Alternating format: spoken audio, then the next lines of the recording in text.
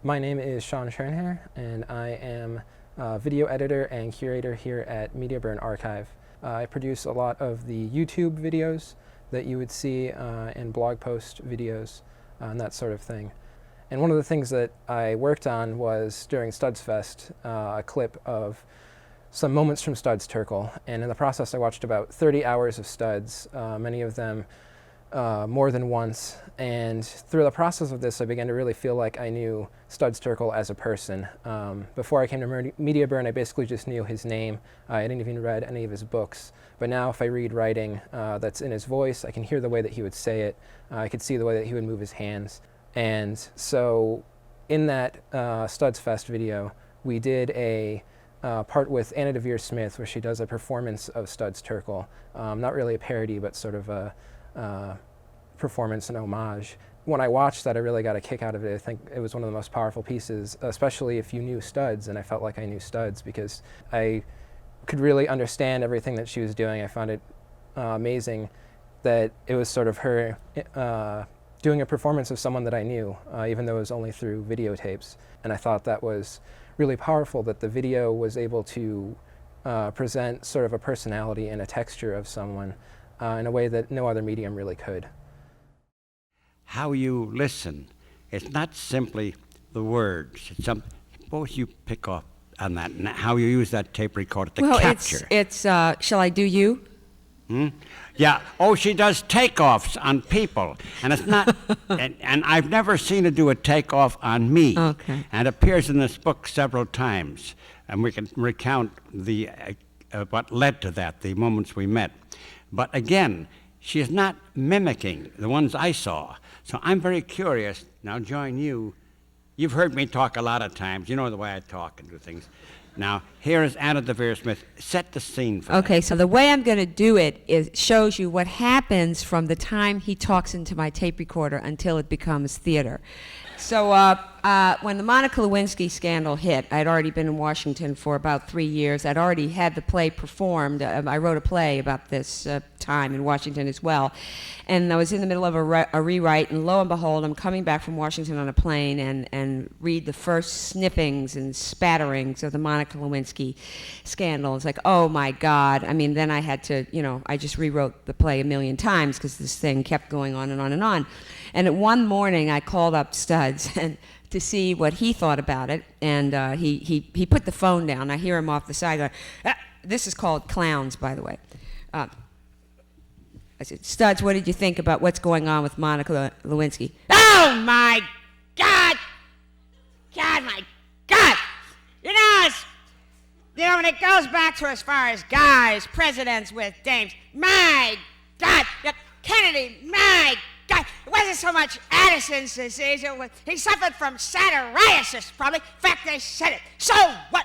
And my favorite president of the century, the one president, the major league, FDR. Of course, well, FDR is said to have had a fling with a socialite. And he had polio. I said, my God, the man has polio. This might be very good therapy. Long before McCarthy, there was New Salem. And I think that Hillary has a point about it being a right way, but that's too simple. Of course they're out to get him, but that's not what the issue is to me. To me, the issue is, what the hell have we learned? Where are we? I was born in 1912, the year the Titanic sank. Greatest ship ever built. Hits the tip of an iceberg, and bam! It went down. It went down, and I came up. Wow, some century. But it's not this. It's not this. This almost becomes it becomes not the crowning touch, but the clowning touch. It's the clowning touch. It ends with a fright wig, putty nose, and baggy pants. And this is it. It's not just Clinton and Monica. We're all wearing the fright wig and putty nose and baggy pants. We're all demeaned. By that I mean all of us are clowns. That's what it's all about. It's a new century with all the discoveries made in medicine, perhaps more to come, and yet with fewer and fewer people controlling more and more and more, and the more and more and more, feeling more and more and more helpless. And who runs the means of communication that condition these people that think as they think and vote as they vote? So we got Lewinskyism and monarchism instead of what the hell are we then doing to all these countries and to the have-nots in this country? So we're wearing baggy pants, patinoles, and fright wigs. We've been conditioned to wear them by this time. You see, we've got to question the official truth. You know, the thing that was so great about Mark Twain, you know, we honor Mark Twain, but we don't read him. We may read Huck Finn. Well, of course, Huck was tremendous. Remember what Huck did? You know, that great scene on the raft. You know, when Huck... See, you have to question the official truth. And the truth was that a black man is a property, is a thing. See, and you see, Huck is on with a property named Jim, a slave, see, on the raft. And he heard that Jim's going to do a terrible thing. And Huck is 13, 12. Jim said he's going to go look for his wife and kids. He's going to steal them from the woman or the person who owns them. And Huck said, oh, that woman never did me any harm. He said, oh, he's going to steal. In Huck's own mind. Huck Finn, it's what it's all about, you see. The goodness of Huck. He's an illiterate kid, right? He's had no schooling, but there's something in him. And he says, it's a terrible thing. What an awful thing that he's going to steal. Just then, two slavers caught up. The guys, looking for slaves. And they come up, looking for Jim.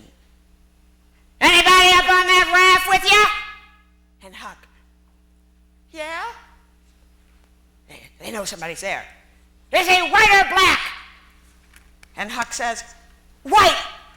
And they go off.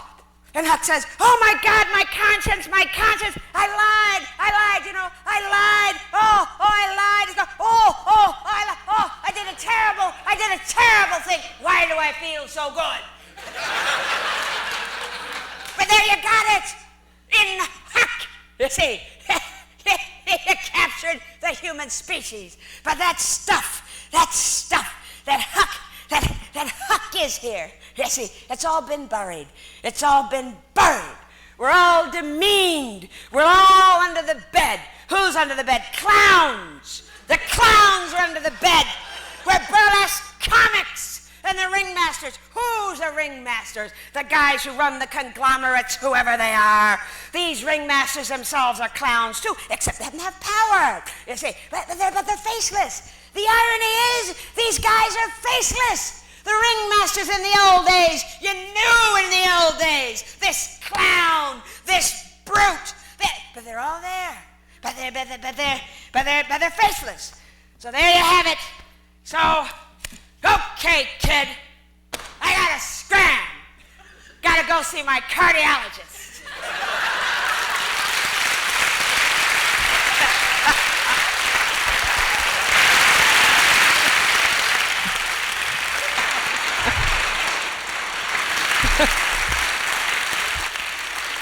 You know what?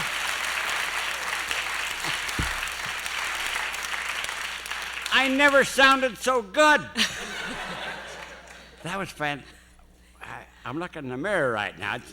You must admit right now you're watching something remarkable happening.